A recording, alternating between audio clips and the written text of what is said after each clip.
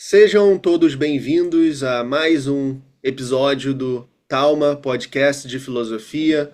Hoje eu estou recebendo aqui o pesquisador André Cardoso, que fez o seu mestrado e está atualmente no seu doutorado na UFSC, tendo também uma passagem pela Universidade de Michigan, onde estudou com ninguém menos do que Peter Railton, um grande filósofo da ética contemporânea, um grande naturalista, e ele está aqui no canal para trazer uma discussão sobre o tema da filosofia da morte e, mais especificamente, da morte assistida. Seja muito bem-vindo, André.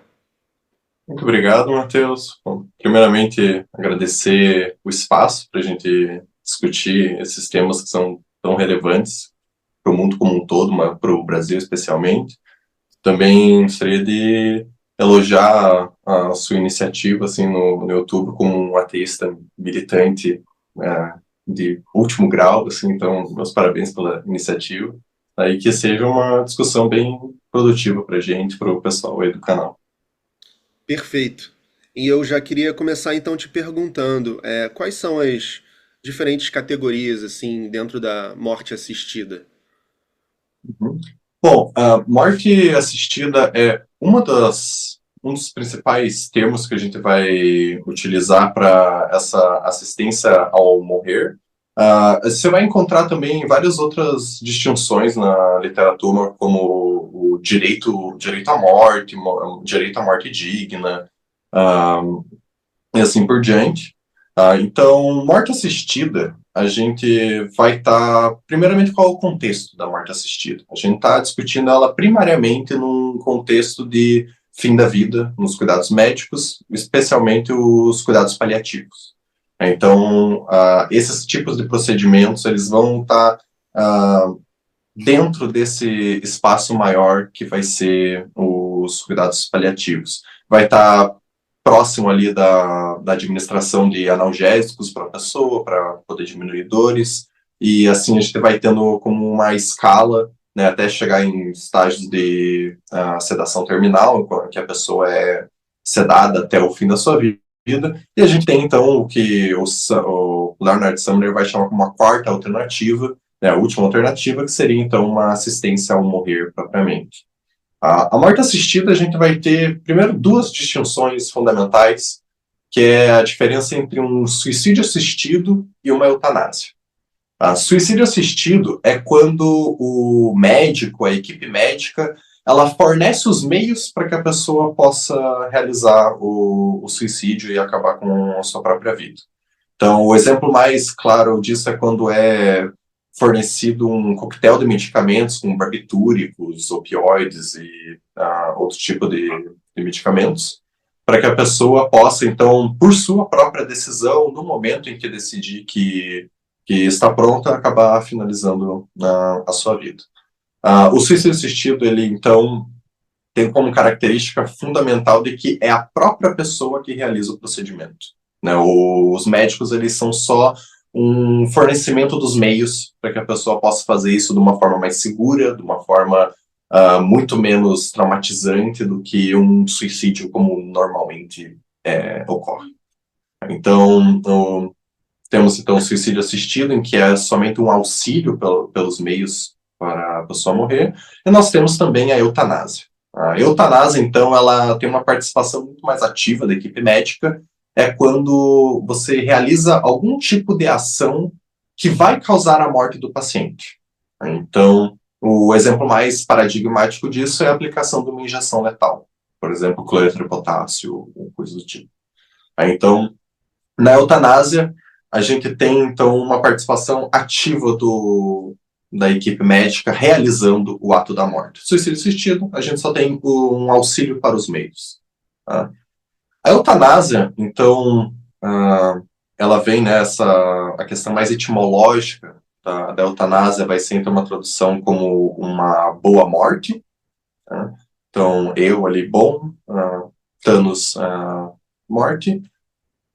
E ela é um conceito que se modifica ao longo da história diversas vezes. A gente não tem a mesma noção de eutanásia do que era eutanásia para os antigos, por exemplo, como era para os romanos, como Sêneca, Cícero, algo do tipo. Então, a gente tem uma mudança do conceito ao longo dos milênios, ao longo das décadas, e a gente vai ter a nossa forma contemporânea, principalmente a partir do final do século XIX, começo do século XX. Um artigo interessante é o Joseph Curie, ele vai fazer todo um panorama histórico do conceito, que é muito interessante. Mas, então, a gente vai ter a eutanásia como a gente pensa hoje, principalmente atrelado com o contexto médico atual, que é um contexto em que a gente tem um controle da morte muito maior do que era séculos passados.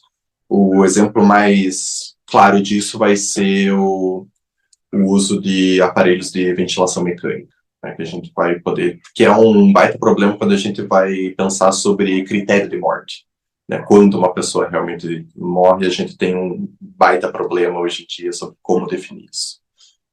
Então, a eutanásia é essa noção de uma boa morte, e ela tem várias classificações. A gente tem várias distinções da eutanásia, nem todas são a mesma coisa. Então, a eutanásia, a gente pode distinguir ela. Antes das distinções, talvez a gente falar de alguns elementos centrais da eutanásia, que vai estar presente em todas elas. Então, a eutanásia, pelo menos na minha visão, ela tem 3 elementos fundamentais. Primeiro, a eutanásia é sempre algum tipo de ação ou omissão. Tá? A gente tem algo que o médico faz. Tá? Tem algum, seja então a injeção letal, seja a suspensão no tratamento, ele faz algo. Segundo, a eutanásia é um procedimento em que ele tem o objetivo de causar a morte. Ele é muito distinto, por exemplo, no contexto dos cuidados paliativos. É possível de que, conforme você utiliza esses medicamentos, como opioides, em doses cada vez maiores, você acaba chegando num limite em que a manutenção da dor do paciente, a administração dos seus sintomas, acaba por levar à morte dessa pessoa. Não é buscado com a sedação, né, mas acaba acontecendo como um efeito colateral. A eutanásia não. A eutanásia você busca a morte como algo no procedimento. Aqui eu vou colocar como um objetivo. Tá? Objetivo aqui eu penso como uma forma muito mais causal. Tá? Então, é um meio para que a gente possa fazer algo. Tá? Porque nós temos o terceiro elemento, que é o que eu considero mais relevante para a eutanásia, de que a eutanásia ela precisa ter a intenção de beneficiar o paciente. Então, por que se faz isso? É porque é o melhor para aquela pessoa. Tá? Então, você tem uma tentativa de beneficiá-lo, seja pela promoção do seu bem-estar, seja pelo respeito à sua dignidade, respeito à sua autonomia, mas você ainda tenta beneficiá-lo. Tá? Então, intenção aqui eu considero de uma forma muito mais normativa. Então, a intenção são as razões pelas quais a gente realiza o procedimento. O objetivo são os meios pelos quais a gente realiza isso. Então, a gente tem a intenção de beneficiar o paciente através da sua morte por conta da sua condição de sofrimento, condição terminal e assim por diante. Então, esses são os 3 elementos que estão presentes em toda a eutanásia. E nós temos daí os aspectos de distinções. Primeiro, sobre os sujeitos. A eutanásia ela é primariamente pensada no contexto humano, né, mas a gente também pode pensar o conceito de eutanásia no âmbito animal. Então, é algo, por exemplo, pessoas que tem algum pet em condição terminal, acaba pedindo, então, solicitando esse procedimento de eutanásia. Então, mas, primariamente, a gente está focado aqui no assunto dos humanos, né, mas é possível pensar conceitualmente a eutanásia também para animais não humanos, é plenamente possível. Então, as distinções da eutanásia, a gente vai ter 2 categorias que a gente vai ter distinção. A gente pode distinguir a eutanásia pelo modo de ação e a gente pode discutir a eutanásia pela questão da voluntariedade. Tá? Então, a eutanásia, pelo modo de ação, a gente vai ter as distinções entre o que é uma eutanásia passiva e o que é uma eutanásia ativa. Essa distinção, a eutanásia, primeiro, a eutanásia passiva, ela vai ser um ato de deixar morrer. Ela é o que acontece quando uma pessoa é retirado seus procedimentos de sustentação da vida, como o ventilador mecânico, por exemplo. Então, no caso da eutanásia passiva, a gente está deixando o paciente morrer de certa condição que ele possui e que irá levar à sua própria morte. Por exemplo, um câncer terminal. A eutanásia passiva ela pode acontecer de duas formas. Ela pode ser por uma suspensão, quando você retira um procedimento, mas ela também ocorre por uma retenção de um procedimento, que vai ser, então, uma omissão completa, você não fazer algo. Um exemplo disso seria quando uma pessoa não realiza um procedimento de ressuscitação cardiopulmonar. Então, ali você não está suspendendo um procedimento, porque não existia nenhum, né? Você está retendo, você não o faz. E isso acaba, então, por causar a morte do paciente. Então, a eutanásia passiva é esse deixar morrer, e a eutanásia ativa vai ser, então, claramente o ato de matar. Né? Então, você tem alguma ação por parte da equipe médica que a gente pode fazer uma relação causal muito, muito clara entre aquele procedimento e a morte do paciente. Então, uma injeção letal é o exemplo claro disso, porque ela, por si só, mataria um paciente tendo uma condição, uma doença ou não. Ela é causa suficiente para a causa da morte. Né? No caso da eutanásia passiva, ela é só condição necessária. Né? Ela só se torna suficiente quando há, quando há essa doença da pessoa. Desculpa. A injeção, desculpa interromper, a injeção, como é que é esse processo de morte fisiológico, assim? É, a pessoa sente alguma coisa gradualmente, ou como é que funciona, você sabe? Os detalhes exatamente quais são os medicamentos e tal, não tenho conhecimento farmacêutico sobre, mas o procedimento é sempre um coquetel de medicamentos. Então, o processo geralmente vai ser uma doença narcolética, se eu não me engano, que é quando faz a pessoa dormir, adormecer. Você tem uma segunda linha de medicamento em que você seda ela para que ela não sinta nenhum sintoma adverso, né? E por fim, então, quando a pessoa está totalmente adormecida, totalmente sedada, é realizado a última injeção que realmente vai acabar parando o sistema cardiorrespiratório dela. Daí, como isso é feito no nível farmacêutico, tem uma morte tanto neurológica quanto cardiorrespiratória. Tá? Daí vai depender da medicação que você utiliza para isso, né? E também nas doses. Mas é um procedimento em que se busca ao máximo ser indolor. Né? É possível, existem casos, por exemplo, quando você analisa casos, legislação de Oregon, há pessoas em que o procedimento não necessariamente na primeira causa a morte. Isso pode acontecer por uma diversidade de elementos. Né? Então, pode ser uma dosagem do medicamento muito baixa, pode ser alguma interação dos medicamentos com outros medicamentos que a pessoa utilizava para o seu tratamento. Né? Então, isso é uma possibilidade que tem que ser levada em consideração, mas a grande maioria dos procedimentos, principalmente de eutanásia, elas são indolores e são extremamente efetivos. O caso do suicídio assistido é um pouco mais complicado, porque você não tem ali no momento um médico que vai fazer a mudança de dosagem e tal, para que a pessoa possa fazer a passagem mais facilmente. Então acontece um pouco dos dois. É uma ótima questão bem prática.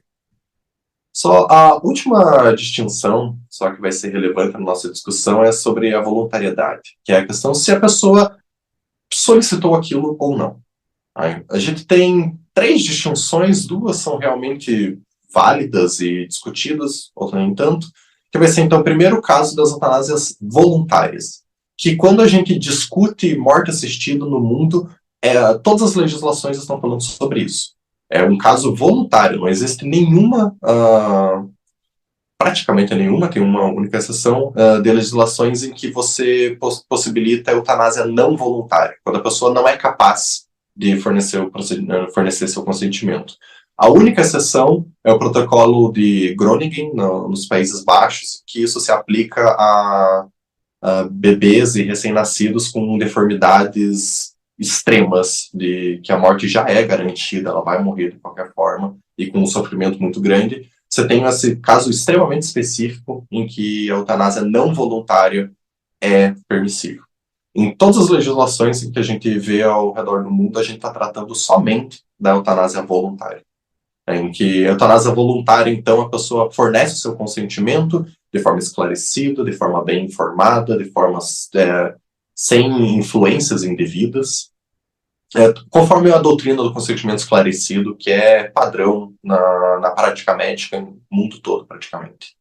Então, quando há esse consentimento, ela é voluntária. Temos, então, os casos em que ela não é voluntária, e isso porque a pessoa não é capaz de fornecer seu consentimento. A gente pode ter casos em que a pessoa nunca teve, como esses recém-nascidos com deformações nos Países Baixos. Pode ser também uma eutanásia não voluntária, porque a pessoa perdeu essa capacidade, como estágios avançados de demência, Alzheimer, estado vegetativo persistente. Então, a gente tem essas duas situações de não voluntário. E tem uma terceira classificação que basicamente não é muito discutida, que é a eutanásia involuntária. A discussão que é quando a pessoa ela não fornece seu consentimento, mas ela não quer realizar aquilo. Não existe nenhuma defesa sólida desse tipo de eutanásia. Tá? Ninguém defende isso. Tem uma pequena menção do Peter Singer na Ética Prática, em que ele vai abordar casos extremamente espalhafatosos de como isso poderia, em uma certa ocasião, ser ocasionado. Mas como ele mesmo fala, a gente não tem razões morais suficientes para simplesmente desconsiderar o consentimento de uma pessoa que é plenamente capaz de fornecer. Então, eutanásia involuntária é simplesmente impermissível para todos os sentidos práticos mesmo. Então, essas vão ser as distinções fundamentais que a gente vai ter sobre a morte assistida, que nos esclarecem bastante as diferenças éticas que tem entre cada caso. No Zaratustra, o Nietzsche tem uma passagem que ele fala sobre a morte voluntária. Eu não Uhum. sei se você lembra, eu sei que você também gosta Sim. desse autor, né? E aí ele fala aqui no começo: muitos morrem tarde demais, e alguns morrem cedo demais. Ainda parece estranho o ensinamento. Morre no tempo certo. Morre no tempo certo, assim ensina Zaratustra. Sim, mas quem jamais vive no tempo certo? Como poderia morrer no tempo certo? Oxalá não tivesse nascido, assim recomendo eu aos supérfluos. Mas também os supérfluos dão grande peso à sua morte, e também a nós mais vazia deseja ser requebrada. Todos dão grande peso ao fato de morrer, mas a morte ainda não é uma festa. Os homens ainda não aprenderam como consagrar as mais bonitas festas. Enfim, aí ele continua. Sensacional. Mas eu achei interessante porque a morte, ela pode ser também uma forma de afirmação da vida em alguns casos, né? Saber morrer, né? Você falou de casos de filósofos antigos que fizeram essa escolha, como Sêneca, Catão também fez isso, né? Como uma forma de protesto. Enfim, eu acho que é legal esse estigma que a filosofia da morte tira, né? Da discussão. Mas enfim, pode continuar. Só um Ah, parêntese. essa passagem é sensacional do Zaratustra.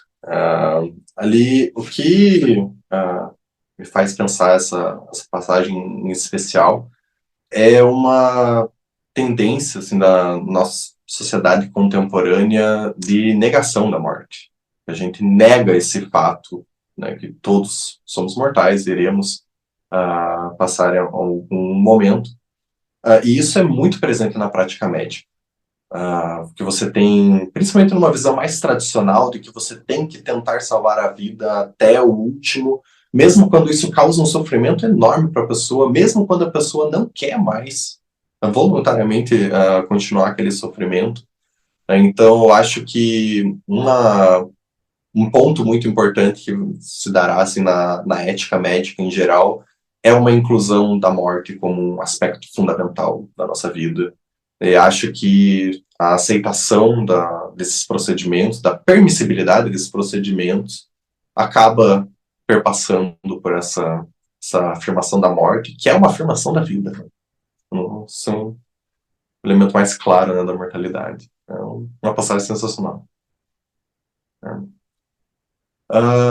Bom, a gente tem vários argumentos, né, sobre, como eu falei ali, a gente está discutindo principalmente a permissibilidade desses procedimentos. Ninguém que defende eutanásia, morte assistida, está defendendo uma obrigação das pessoas morrerem. Acho que não, não é nesse sentido que se pensa.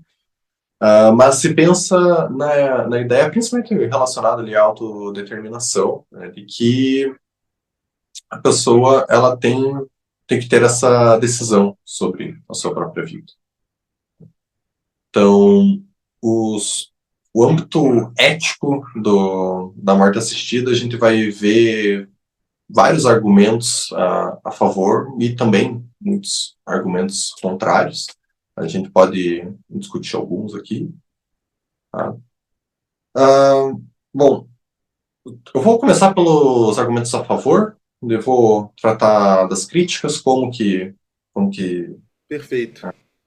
como que eles tentam responder essas críticas também. Então, a morte assistida, ela, no seu início, principalmente no âmbito dos Estados Unidos, a gente vai ter um argumento muito atrelado à questão da dignidade.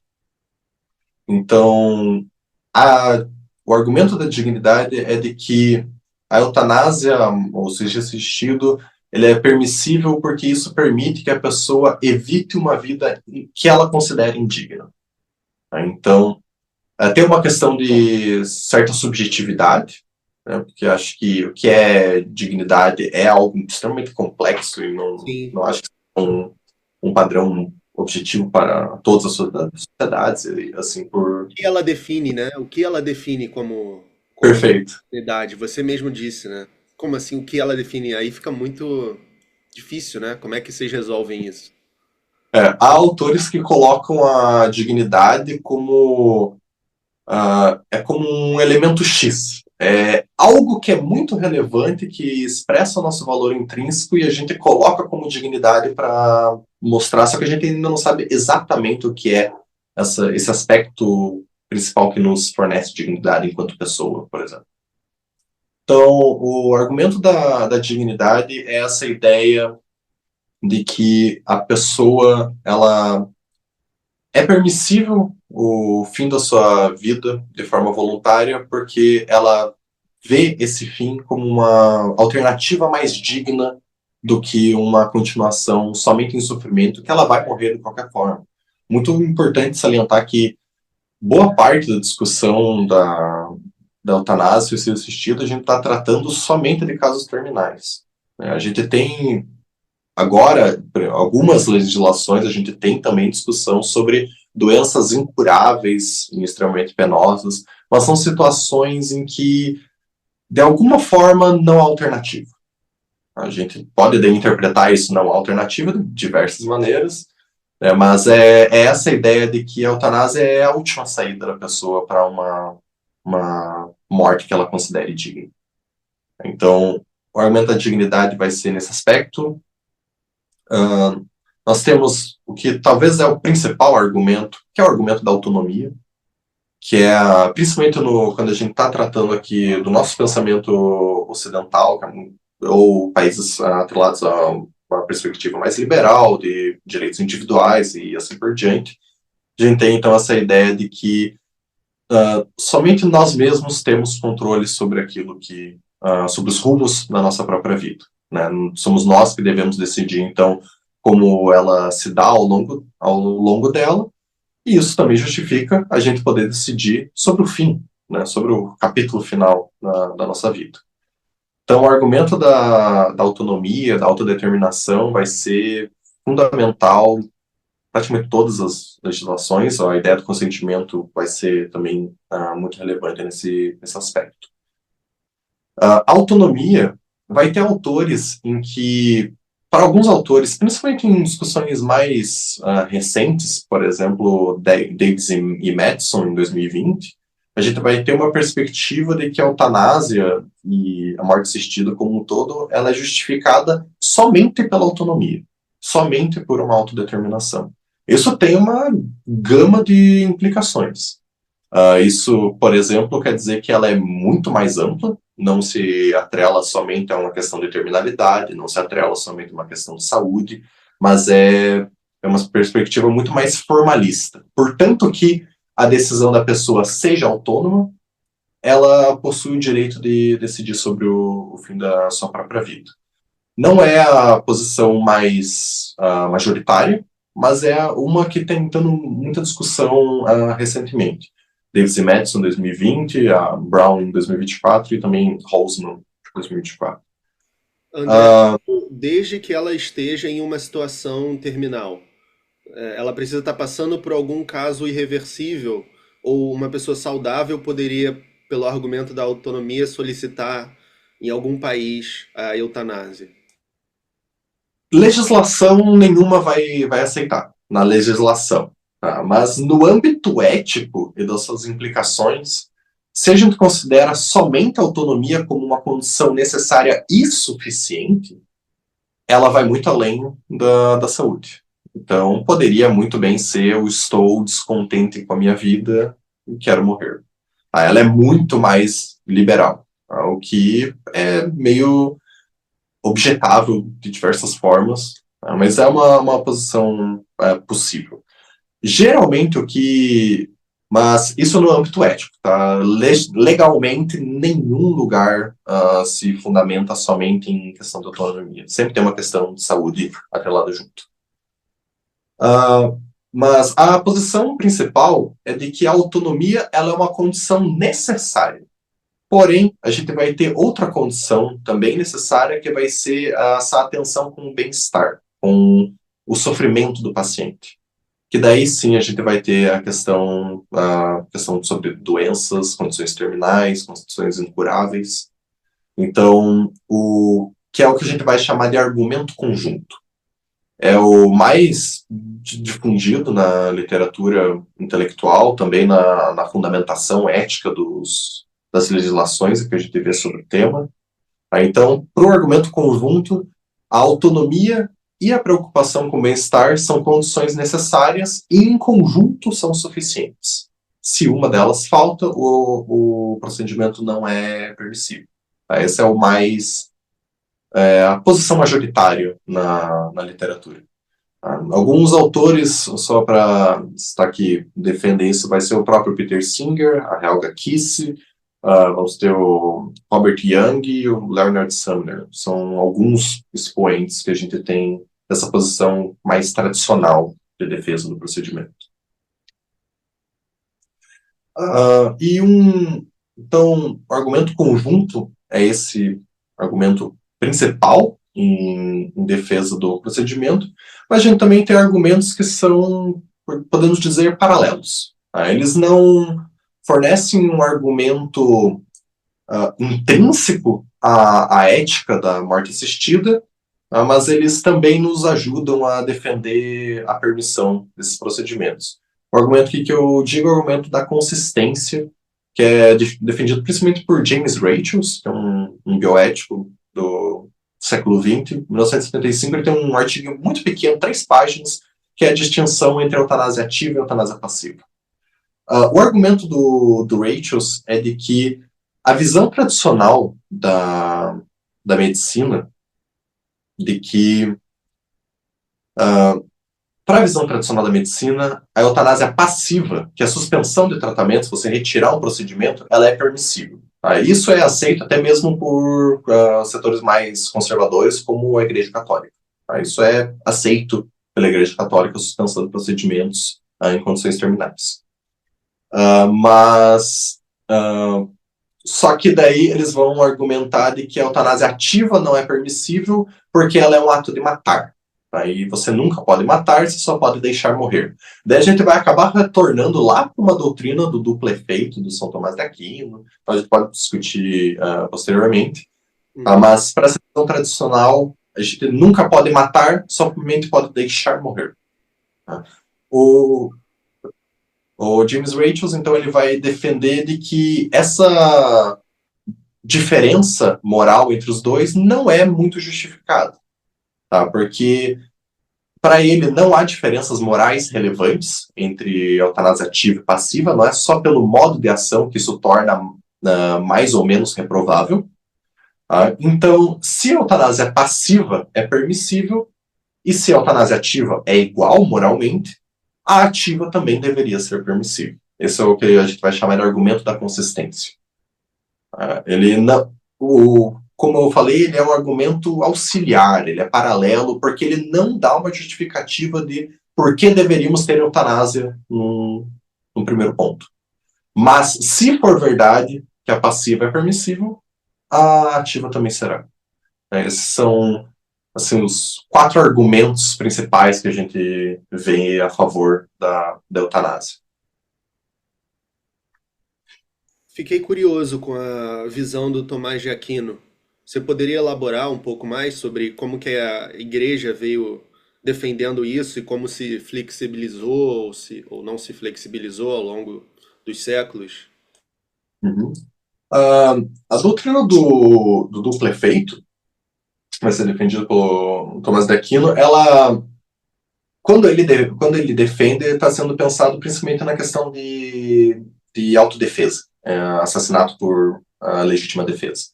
Então, nessa discussão, matar é sempre errado, tá? Só que quando uma pessoa mata por legítima defesa, ela não está buscando matar a pessoa, ela está buscando se proteger. Só que se proteger tem como um resultado, né, que vai ser matar outra pessoa. Então, essa vai ser uma justificativa do Tomás de Aquino para morte em legítima defesa, né? E a visão tradicional da medicina, principalmente do século passado, vai utilizar dessa doutrina na questão dos procedimentos médicos. Então, por exemplo, a suspensão de um ventilador mecânico, né, ela vai ser permissível porque você não está matando, você não tem objetivo, só que ao retirar, a morte acaba sendo um efeito que vai acabar se dando. Então, essa doutrina do duplo efeito vai funcionar pela permissibilidade do ato de deixar morrer, mas nunca de matar. Né? E o James Rachels vai defender que essa é uma dicotomia que não faz sentido. Né? Ele tem um argumento muito interessante, é um experimento mental, um exemplo mental, que ele vai dar 2 situações, o James e o Smith. Então, o primeiro caso, o James, ele tem um sobrinho bebê que está tá na banheira, e se esse sobrinho ele morre, o James ele ganha uma herança. Então, ele quer receber essa herança, ele vai no banheiro, vê o seu sobrinho na banheira, vai lá e afoga ele. Tá? Esse é o caso 1. Só que o Smith é exatamente a mesma coisa, só que quando ele vai no banheiro, o sobrinho ele desliza, bate a cabeça, cai de bruços na água e ele acaba morrendo por si só. Ele só espera até que seu sobrinho morra. A pergunta do Rachels é: tem diferença moral entre esses 2 casos? Porque a única diferença que há entre os 2 é que um matou e o outro deixou morrer. Mas parece que ambos são igualmente reprováveis. Então, a partir desse argumento, né, argumento da mera diferença, ele vai defender, então, de que matar e deixar morrer são iguais moralmente, logo, eutanásia ativa e passiva também seriam iguais. Então, a doutrina do prefeito vai funcionar principalmente nesse aspecto, mas ele também, quando a gente estava apontando sobre a questão de sedação terminal, quando você ceda uma pessoa até o momento da sua morte e ela acaba falecendo, às vezes por isso, é aceitável, porque você pode continuar dando sedação para aquela pessoa, mesmo que a morte acabe ocorrendo como efeito daquele procedimento. Então, porque o objetivo não é matar a pessoa, mas é somente amenizar a sua dor. Então, o duplo efeito é muito utilizado nesse aspecto de sedações também. Sim, mas esse é diferente um pouco do exemplo hipotético do sobrinho, porque aí não é garantido que vai morrer, né, com a sedação. No outro, no caso hipotético, a pessoa sabe que se ele não prestar ajuda, o garoto vai morrer. Então, Uhum, realmente, né, é uma dicotomia um pouco estranha, porque a uhum, pessoa sabe o que vai acontecer se ele não fizer nada, uhum. né? Como que isso é realmente diferente de assassinar, né? É. É um argumento que eu acabo tendo a concordar com o Rachel nesse aspecto. Sobre a questão só da sedação, uh, há muitas pesquisas também que acabam, isso num âmbito mais empírico, que é questionando realmente essa relação de morte por uso de sedativos. Não é um consenso absoluto de que o uso de sedativos acaba causando a morte de uma pessoa. Acho que você consegue ver experimentos, pesquisas em que você não necessariamente há essa correlação.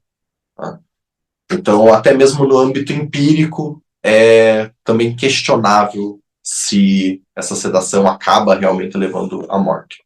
Mas isso é uma visão, talvez assim, quem utiliza do doutrina do duplo efeito é geralmente uma visão mais conservadora em relação à filosofia médica. Então, vai ser geralmente em defesa de proibir certos procedimentos, como a morte assistida. Bom, nós temos. Eu estava falando então dos argumentos a favor, mas a gente também tem, né, as críticas e os argumentos contrários à permissibilidade desse procedimento. É isso que eu imagino que o pessoal tá mais curioso para saber. Bom, os argumentos críticos à morte assistida, eu acho que a gente pode distinguir eles da mesma forma como os a favor, entre argumentos que são intrínsecos à moralidade da morte assistida e argumentos que são extrínsecos. Argumentos intrínsecos aqui são dois. Tá? O primeiro é o argumento do direito à vida. Então, não devemos permitir a morte assistida porque todas as pessoas possuem direito à vida, esse direito é inalienável e, logo, não devemos permitir esse procedimento. Né? Esse argumento, então, vai em relação ao direito que o indivíduo propriamente possui. Eu considero, e assim, é algo presente na literatura, de que esse argumento ele desconsidera a possibilidade de renúncias parciais. Que há certos direitos, por exemplo, em questão, eles vão colocar o exemplo da liberdade, né, que a liberdade você não pode deixar a sua liberdade para se tornar escravo, porque ela acaba implicando numa contradição. Né? Mas o assunto da morte assistida, a gente primeiramente tem que ver o contexto de que a alternativa para isso é a morte de qualquer forma, né? Mas a questão da, do, como posso dizer, que a gente revogar o nosso direito, ele acontece em procedimentos muito mais comuns. Tá? Por exemplo, o, quando você não realiza o consentimento, uma cirurgia realizada em você é algo totalmente abominável. Ninguém pode realizar uma cirurgia sem que haja esse consentimento. Você tem esse direito a uma integridade corporal, a gente poderia dizer, não exatamente a vida, Mas quando há o fornecimento desse consentimento, parece que o âmbito moral é modificado. Tá? A gente torna, por exemplo, uma cirurgia que era totalmente impermissível em algo permissível. Tá? Eu acho que é exatamente o que acontece na relação entre o consentimento e a eutanásia voluntária. Porque o direito à vida ali está sendo respeitado. A pessoa tem o seu direito e ela sabe de todas as consequências, logo ela acaba abdicando desse seu direito por um benefício maior, né, acabar com o seu sofrimento. Então, por favor. Direito à vida, não obrigação à vida. Perfeito, A perfeito. obrigação do direito estão escolhendo a vida, no caso. Mas Aham. você exercer o direito à vida, né?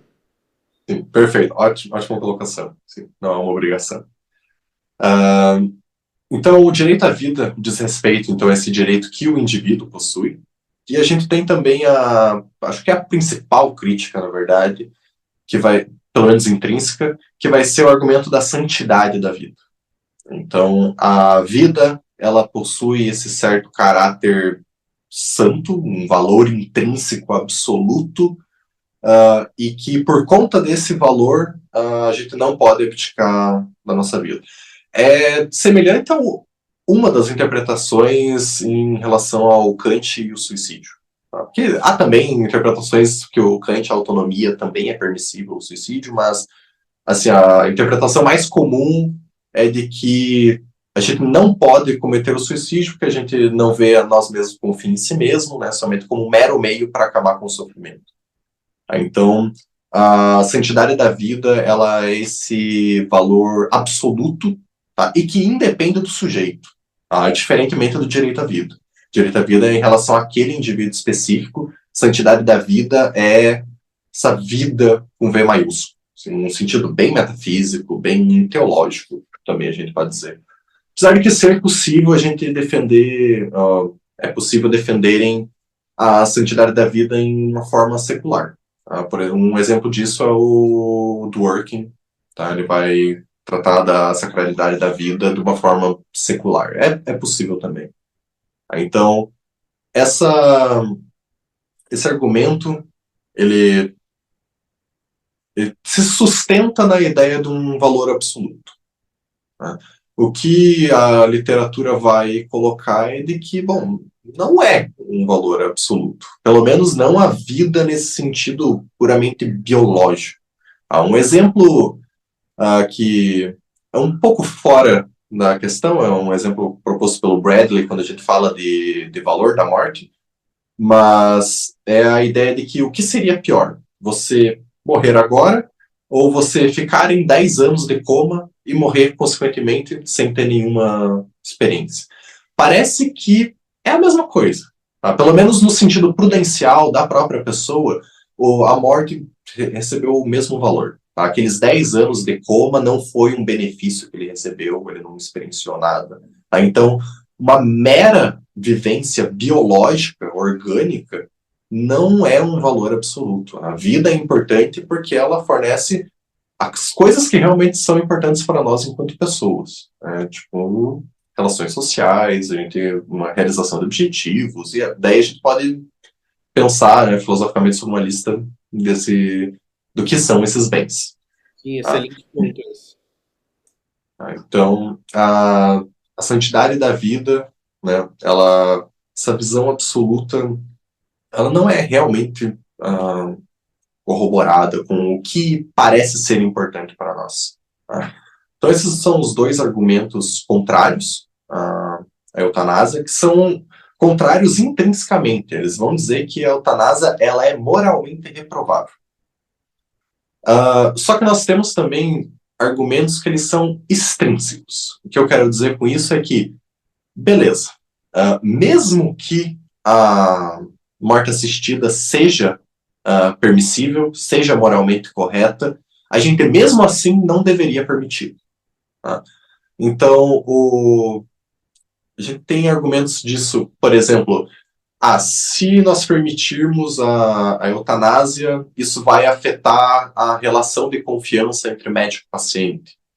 ou isso vai afetar os próprios valores da profissão médica, coisas do tipo. Isso não quer dizer que a morte assistida é errada, mas você tem essas consequências aqui que não são lá muito agradáveis.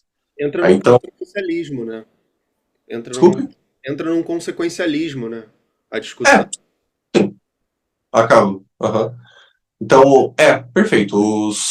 Os argumentos extrínsecos, acho que eles vão ser de caráter consequencialista na sua grande maioria.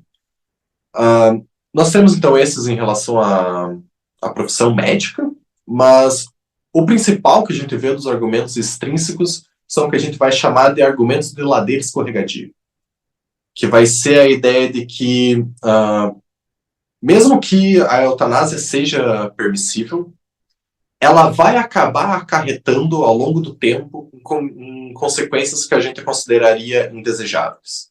Um clássico disso é dizer que se a gente permitir a eutanásia voluntária, daqui a pouco a não voluntária é permissível, daqui a pouco a involuntária, daqui a pouco a gente está num plano de eutanásia nazista. Então, esse é um exemplo de ladeira escorregadia. Então, que não é necessário, não tem nenhuma justificação lógica necessária dessa sequência. Mas é um argumento que é muito utilizado. Então, se a gente permitir isso, cada vez mais vai ficar mais amplo, a gente não vai ter como salvaguardar as pessoas, cada vez é permissível mais abusos. Então, por conta disso, não deveríamos permitir a eutanásia, pelo menos nenhuma legislação sobre o assunto. A gente pode fazer, talvez, uma analogia com a questão do aborto. Porque Perfeito. no aborto a gente tem certas permissões, em alguns casos, mas não se seguiu disso que está cada vez mais permitindo tudo, né? Então, Perfeito. um argumento de analogia talvez dê para refutar essa argumentação, né? Uhum. Com certeza. Acho que é um exemplo bem análogo. A gente não, não tem essas implicações que os críticos acabam colocando. Tá? E como posso... Bom, a ladeira escorregadia, ela geralmente é falaciosa, mas não sempre. Tá? Ela parece ser sempre um absurdo, mas às vezes, em algumas considerações, ela pode ser relevante. Tá? Por exemplo, questão de... é um assunto lateral, mas, por exemplo, guerras. A gente tem um conflito pequeno, acaba levando para outro e acaba aumentando. Isso é uma ladeira escorregadia que pode ser plenamente plausível. Por exemplo, a ameaça de, por exemplo, a guerra da Ucrânia aumenta as tensões entre outros países e assim por diante. A ladeira escorregadia não necessariamente é algo objetável ou falacioso por necessidade. No caso da morte assistida, um exemplo me faz pensar muito, que é o caso no Canadá. Tá? No Canadá, a eutanásia, o critério dela não é terminalidade, mas é um critério de doença incurável e extremamente penosa, tá? Ou que seja que a pessoa considera como penoso. O que tem acontecido no Canadá, alguns casos, é de que a pessoa ela é oficialmente, plenamente elegível para o procedimento. Tá? Então, são 5 critérios que o Canadá possui, alguns políticos, mas o principal é essa questão de ser incurável, extremamente penoso. Só que eles acabam, as pessoas relatando, né, que fazem o pedido, elas acabam relatando que, olha, na verdade, meu problema não é eu não quero morrer, mas as minhas condições sociais, minhas condições econômicas são tão ruins que eu prefiro morrer do que continuar aqui. Então, ou seja, os casos de injustiças sociais, e especialmente o caso da pobreza, é um problemaço para a morte assistida, principalmente quando a gente lida com perspectivas muito mais amplas, como é o caso do Canadá. Isso não é uma ameaça, por exemplo, em instâncias como nos Estados Unidos. Estados Unidos é um critério de terminalidade, precisa de 6 meses, precisa ter uma previsão de 6 meses da morte. Então, esses casos é muito mais difícil você ter esse tipo de preocupação. No caso do Canadá, por exemplo, uma pessoa é elegível se ela tiver, sei lá, uma paraplegia. Tá? Então, só é paraplégica, ela pode ser elegível a isso. Só que daí você tem essa justificação que eu considero pela tangente. Tá? Ela é oficialmente, mas a real motivação dela é algo que não tem a ver necessariamente com a condição de saúde dela. Tá? Então, é algo que precisa ser considerado, e por isso que a gente tem um monte de salvaguardas, a gente tem muitos critérios, a gente tem participação de uma gama de profissionais para realizar o procedimento. Por exemplo, sempre tem que passar por um segundo médico, algumas legislações tem que passar por psicólogos também. Então, você tem todas as salvaguardas para que você impeça esse tipo de situação. Então, essas são as principais críticas. Tá? Santidade da vida, acho que é a principal no âmbito intrínseco, e a ladeira escorregadia é a principal dessas consequências políticas que a gente pode acabar tendo. E falando em políticas, você falou da situação no Canadá e nos Estados Unidos. Qual que é o estado da arte dessa discussão no Brasil? Uhum. Bom, só antes de eu falar do Brasil, só falando geral, assim, do mundo, tá? Assim, a gente tem, sobre o morte assistida, a gente teve muitos avanços nos últimos 30 anos. Tá? Onde a gente vai ver legislações realmente pegando força. Tá? Antes disso, a gente só tem na Suíça, que é o mais antigo de todos, possibilidade de suicídio assistido, acho que é desde 43, alguma coisa assim, tá? Muito tempo.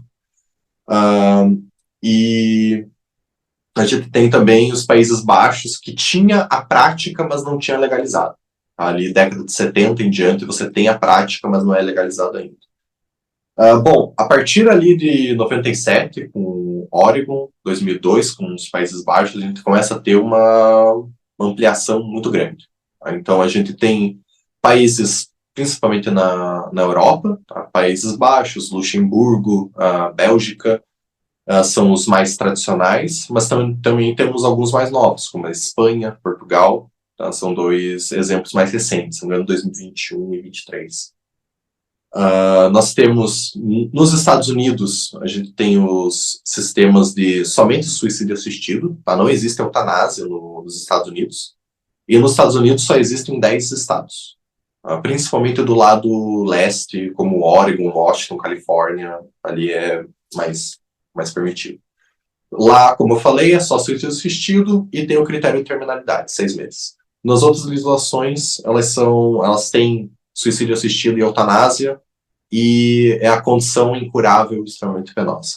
Né? O Canadá também é um exemplo disso.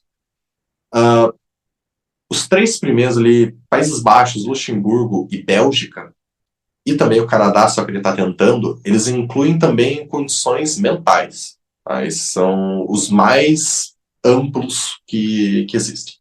Tá? Então, ali você vai ter uma justificativa não só física, mas também doenças incuráveis mentais, como depressão crônica, esquizofrenia, coisas do tipo. Nós temos também aqui na América do Sul, Colômbia e Equador. São muito recentes, acho que 23 e 24, o Equador é desse ano. Eles conseguiram a permissão pela Corte Judicial, mas ainda não há legislação em que realmente regula esses procedimentos. Mesmo caso acontece na Alemanha, tá? Já foi permitido pela Corte, mas não tem legislação ainda.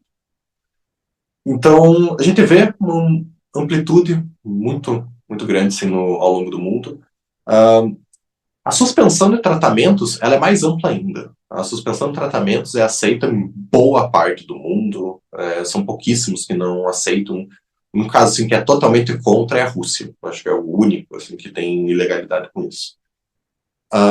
Então, a suspensão de tratamentos vendo aqui no contexto brasileiro, é a nossa única alternativa. Então, no contexto brasileiro, suicídio assistido, né, ajudar alguém a cometer suicídio ou matá-lo, né, como eutanásia, totalmente penalizado judicialmente. Então, não é permitido de nenhuma forma, não tem exceção como em outros lugares. Então, no Brasil, a gente também não tem legislação no âmbito Congresso, Senado, tá no âmbito legislativo propriamente. A gente tem somente resoluções do Conselho Federal de Medicina. Então, ali em 2006, com a resolução 1805, vai se colocar a permissibilidade do médico de suspender tratamentos em que o paciente pediu, né, voluntariamente que seja encerrado. Tá, então, é só permitido suspensão voluntária de procedimentos, não suspensão não voluntária de pessoas que não têm capacidade, coisa do tipo.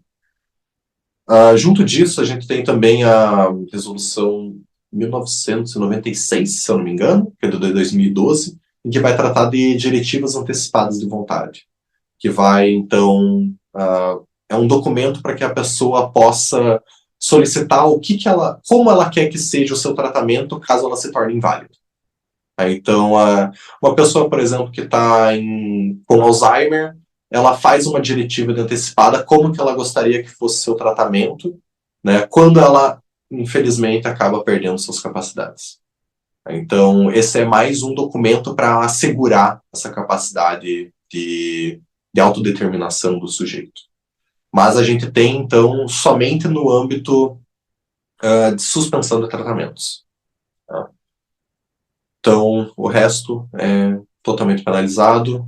O Conselho Federal de Medicina ele não tem uma posição plenamente oficial, tá? Ele não tem um documento, mas quando você vai ver no portal Médicos, em que tem vários artigos de médicos que participam do conselho, né, estão associados, você tem uma predominância muito grande de crítica à eutanásia e suicídio assistido. Tá? Então, vai ser desde argumentos de que, bom, a gente não precisa, tá? A gente tem medicamento suficiente, os cuidados paliativos conseguem dar conta, quanto tem outros argumentos realmente de imoralidade desses procedimentos. Tá? Então, não é uma posição oficial do Conselho, mas a gente consegue ver uma tendência maior para a proibição da morte assistida. Fundamental nisso vai ser um conceito muito importante, né, que a gente já discutiu na UNPOF aquela vez, que é o conceito de ortotanásia. Então, aqui, eutanásia, como eu falei, é uma ideia de boa morte. Ortotanásia vai ser um conceito que vai, etimologicamente, seria uma morte correta ou uma morte no tempo correto. Orto, de reto, correto, né, thanos morte. Então, a ideia da ortotanásia é que os cuidados paliativos, os cuidados no fim da vida, eles devem promover a morte natural. Esse é o objetivo dos cuidados paliativos. Isso está bem em linha com o movimento do hospício moderno. Tá? Hospice, em inglês, não é hospício no sentido que a gente pensa mais de pessoas com condições mentais, mas sim casas de cuidado. Né, casas para pessoas idosas, coisa do tipo. Então, o movimento, né, esse movimento moderno, começa ali, principalmente no Reino Unido, década de 80, 90, mas ele vai ter, então, essa defesa da morte natural. Esse é o objetivo dos cuidados paliativos. E a ortotanásia, então, essa morte correta, ela vai ser contrária a duas posições. A gente tem a eutanásia, que é abreviar a vida, né? Então é contrária a isso, e ela é contrária também ao que ela vai chamar, os proponentes vão chamar de distanásia, que seria um sofrimento desnecessário. Né? Então seria quando uma equipe médica tenta fazer todos os procedimentos possíveis para manter uma pessoa viva, mesmo quando aquilo causa um sofrimento enorme para ela, mesmo quando ela não quer mais aquilo. Tá? Então, você tem uma obstinação terapêutica totalmente desproporcional. Tá? Distanásia, acho que todo mundo concorda que é incorreto. Tá? Mesmo pessoas que defendem morte assistida também vão ser plenamente contrárias a essa posição. Tá? Mas a ortotanásia, então, é como se ela ficasse no meio entre as duas. Né? Eutanásia e distanásia. Tá?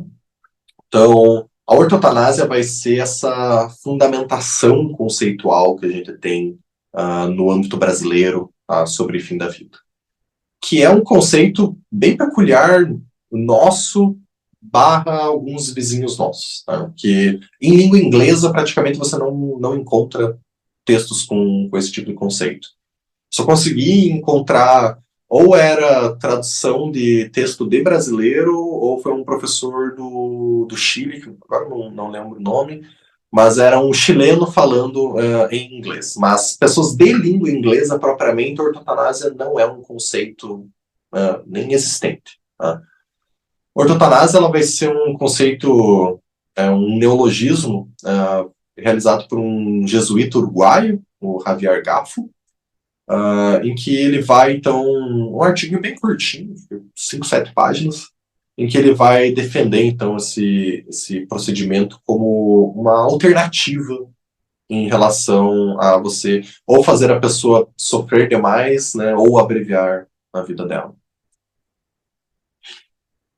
Bom, qual que é, dentro dessa discussão, a sua visão, assim? O que você acha como filósofo que estuda isso, que é permissível, o que é impermissível, como as coisas deviam ser conduzidas? Bom, só primeiramente falar a minha posição sobre a ortotanásia, nosso âmbito mais específico brasileiro. Acho que sim, é um conceito que tem diversos problemas. Tá? Só eu acabei não falando, mas a ortotanásia ela tem algumas ideias centrais. Tá? Primeiramente, essa morte correta ela é uma adequação à natureza. Tá? Eles têm uma visão, então, normativa sobre a natureza. Então, é a ideia de que, bom, por algo ser natural, logo ele é bom. Né? Mas já o Thomas... falasse naturalista, o Thomas More já explica há muito tempo como isso é algo incorreto. Então, essa ideia, esses princípios metafísicos, princípios teológicos que estão por detrás da ortotanásia, eu considero muito problemáticos. Primeiro, para essa confusão de fatos e normas, né, mais filosófica, mas também por uma total inadequação a uma ideia de Estado laico, né, como a gente tem no artigo 5º da Constituição, no artigo 19 da Constituição. Então, não me parece ser compatível a gente defender ortotanásia e defender a ideia de um Estado laico, porque você proíbe várias pessoas que não têm essas mesmas crenças de acessar certos direitos que elas poderiam. Então, acho inadequado, principalmente por esses aspectos. Também tem vários problemas normativos, tá? A gente tem umas consequências normativas do conceito que são bem problemáticas. Então, eu acho que assim, a ortotanásia ela teve seu espaço, ela teve sua relevância no contexto brasileiro, ela conseguiu fazer com que setores da sociedade que eram muito contrários conseguirem se juntar em relação a algo comum, que era o direito à suspensão de tratamentos. Como eu falei antes, a própria Igreja Católica até corrobora com essas exceções. Então, a ortotanásia teve seu espaço, porém, ela é insuficiente para os desafios que a gente se encontra na contemporaneidade. Acho que os mesmos valores que estão na ortotanásia, como a dignidade, o respeito à dignidade humana, o respeito à autonomia e a preocupação com o bem-estar, essa mesma base de valores também fornece justificativa para a morte assistida. Não é algo somente da ortotanásia. Então, eu acho que é uma posição que acaba sendo muito limitante do que a gente poderia realmente ter no contexto brasileiro. Então, sobre a ortotanásia especificamente, eu considero dessa forma.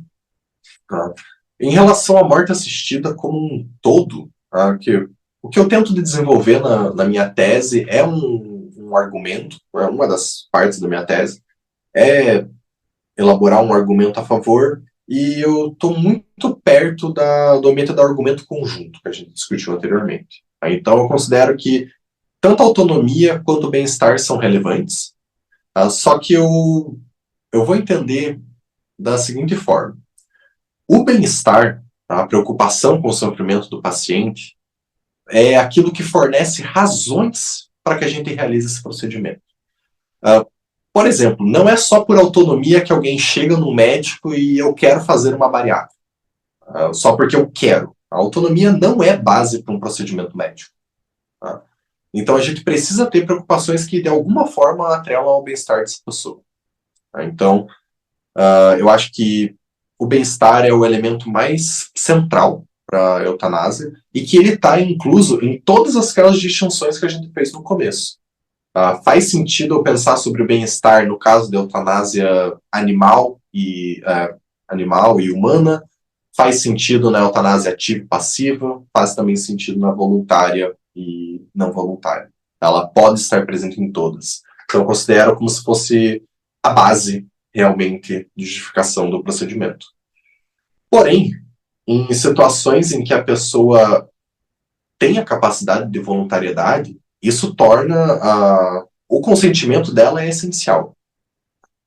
Então, o que eu vou tentar defender é muito próximo de uma ideia de uma autora que é a Emma Bullock, em que ela vai pensar a autonomia como uma condição de restrição. Tá? Geralmente a autonomia é pensado como ideia de que, bom, eu devo respeitar a autonomia dessa pessoa porque ela sabe o que é melhor para ela. Então, bom, mas a gente vê que isso não é necessariamente verdade. Tá? Um exemplo claro disso é vício. Tá? Uma pessoa fumante, tá? Ela sabe que é ruim aquilo e ela continua fumando. Então, não necessariamente porque você está decidindo que algo é necessariamente bom para você. Porém, então, o que a Emma Bullock vai tentar fazer é a gente pensar a autonomia, então, como uma restrição. Ela permite ou não um procedimento, mas ela não fornece motivação, ela não fornece justificação para esse procedimento. Então, principalmente no âmbito médico, tá? Que a gente poderia... Há pessoas que defendem isso, tá? A gente pensar morte assistida como algo totalmente não atrelado à condição médica. Tá? Então, como sei lá, um serviço social, de certa forma. Tá? Então, para essas perspectivas, talvez seja possível você deixar de lado realmente o bem-estar. Eu fico um pouco pé atrás com isso. Acho que ainda... Porque, para mim, a eutanásia tem que ser pensada como a última alternativa. Por isso que, por exemplo, aqueles problemas da questão da pobreza no Canadá me são muito relevantes. Porque, às vezes, você acaba tendo esses incentivos perniciosos de acabar... Bom, tenho que lidar com esse sofrimento dessa pessoa e a morte acaba sendo uma saída, bem entre aspas, mais fácil, mais rápida. Aí, em vez de você realmente elaborar problemas estruturais, como acessibilidade, acesso a medicamentos, o ambiente da casa da pessoa é muito relevante. Então, para mim, é assim que eu entendo realmente a justificação da eutanásia. A gente parte de uma justificação de bem-estar, mas a autonomia é aquilo que permite ou não. Né? É mais ou menos por aí. Muito legal, cara. Realmente, se você pensa, por exemplo, em casos de depressão, se fosse facilitado para qualquer pessoa que tem depressão optar por isso, né? Eu acho que Uhum. a depressão deve ser muito forte, muito persuasiva, ia ser uma tentação muito mais fácil, né, para as pessoas do que realmente buscar uma alternativa de recuperar o prazer e interesse em viver, né? Uhum. Então, realmente, a questão do bem-estar, ela também parece crucial. E, bom, sobre a pessoa saber o que é bom pra ela ou não, isso é uma discussão bem interessante na ética, porque nem na ética a gente sabe disso, né? O que que é o bom. Uhum. Se o critério for bem-estar, ok, aí o vício prova que a pessoa não sabe o que é bom para ela. Mas e se o critério da pessoa não for bem-estar? E se a pessoa conscientemente quiser levar uma vida romântica de devassidão e considerar que isso é o bom, sabe? É, Uhum. assim, tecnicamente, pelo menos, a gente ainda não tem como dizer que ela tá errada, né?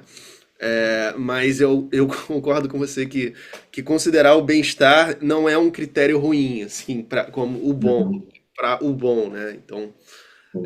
eu queria agradecer pela presença, foi um tema bem relevante, bem iluminador, assim, sobre uma discussão importante.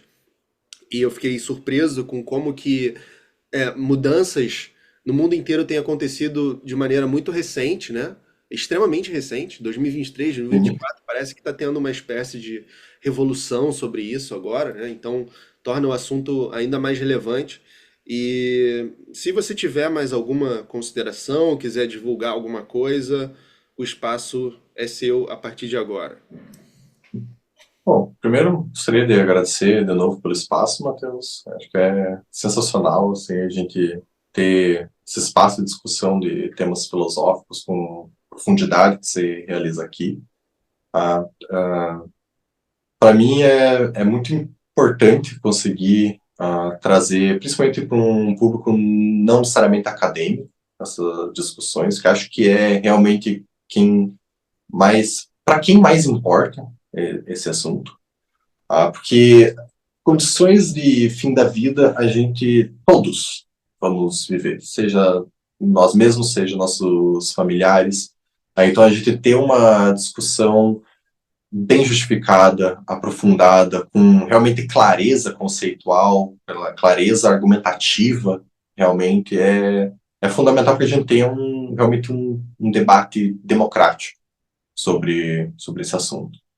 Então, gostaria muito de apresentar, de agradecer o espaço aqui e sempre disponível aí para próximos encontros. Tá? Ah, de, de publicação, vai ter minha tese no próximo ano, tá?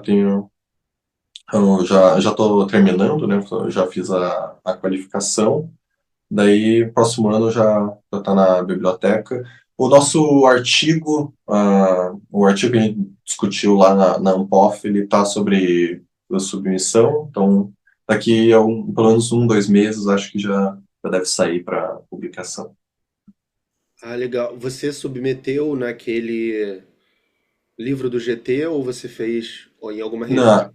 Como artigo, eu submeti para Developing Word Legal. Bioethics. Depois manda que eu boto na descrição do vídeo. Perfeito, certeza. Então é isso, pessoal. Obrigado vocês também por assistirem. Deixem suas opiniões aí no comentário, suas dúvidas. E vamos encerrar mais esse episódio do podcast. Todos nós aqui, tanto eu, o André, quanto vocês, mais próximos de nossas respectivas mortes. É isso. Valeu.